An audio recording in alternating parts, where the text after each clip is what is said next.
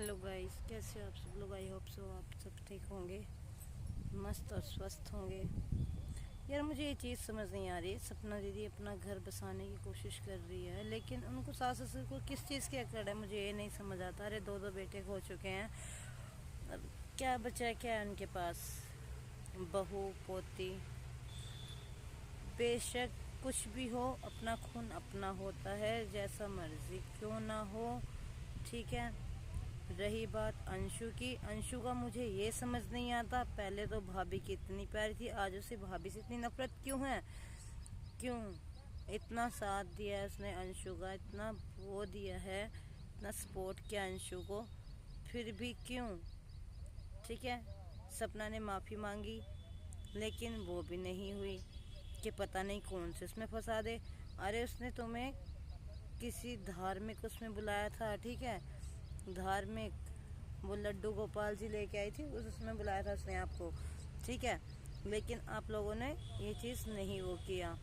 आप लोग कह रहे कि पता नहीं किस उसमें फंसा दे। अरे किस उसमें फंसा देगी वो आपको, इतने लोगों के बीच में क्या आप क्या कर रहे हो ऐसा जो आपको फंसा देंगे। कमाल की बात है यार, कॉमन सेंस नाम की चीज़ भी होनी चाहिए। इट्स नॉट फेयर, ठीक है। आप लोगों के अंदर इतनी सी भी कॉमन सेंस नहीं है। अंशु जो इतनी बड़ी होकर बोलती है मम्मी फलाना दिकड़ा ये वो, ठीक है, तब मम्मी कहाँ गई थी जब भाभी के साथ होते थे, तब क्या। अगर आज अंशु को कोई जानता है वो है सपना के बदौलत, वरना अंशु को कोई रत्ती भर भी एक चीटी होती है ना वो भी नहीं वो होता। इतना नाखून बराबर भी कोई नहीं जानता, ठीक है। अंशु को आज जो कोई जानता है वो सिर्फ सपना के बदौलत जानता है, वरना अंशु तुझे कोई नहीं जानता।